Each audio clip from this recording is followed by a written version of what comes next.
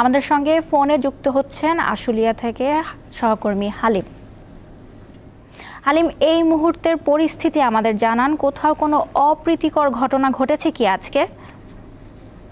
এই মুহূর্তের পরিস্থিতি যদি আপনাকে জানাই, একটু আগে এখানে সেনাবাহিনীর সদস্যরা তারা আসছেন এবং তারা এসে এই শ্রমিকদের বোঝাচ্ছে যাতে এই সড়ক থেকে তারা সরে যায়। শ্রমিকরাও সেখানে অবস্থান করছেন এবং আপনি জানেন টানা 52 ঘন্টা পার হয়ে গেছে এই শ্রমিকরা কিন্তু মহাসড়কে অবস্থান করছেন এবং গতকালকে বৃষ্টি উপেক্ষা করে কিন্তু তারা এই বকেয়া বেতনের দাবিতে তারা এই সড়কে অবস্থান করছিলেন এবং গতকালকে বিকালবেলা আমরা দেখতে পেয়েছি এখানে নারী নেত্রীরা বিভিন্ন তারা এখানে আসছেন, তারা এখানে এসে তারা এখানে সংহতি প্রকাশ করেছেন শ্রমিকদের সাথে।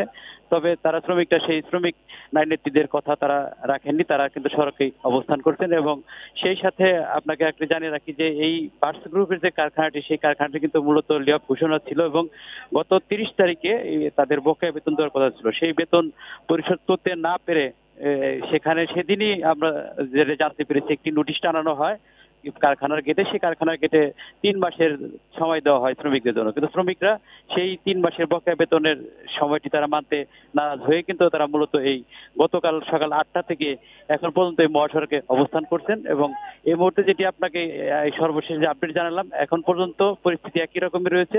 তবে সেনাবাহিনীর সদস্যরা তাদেরকে বুঝিয়ে মহাসড়ক থেকে সরানোর চেষ্টা করে যাচ্ছে। নওশিন, সাভার থেকে জানাচ্ছিলেন সহকর্মী হালিম।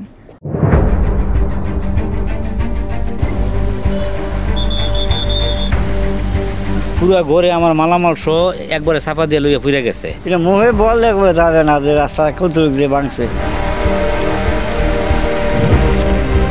100-200 বছর আগের ঐতিহ্য মাটির ঘর ছিল, ওই মাটির ঘরগুলো একবারে ভাঙ্গা নিচে পড়ে গেছে। মানুষের তো অসহায়, করার কিছু নাই।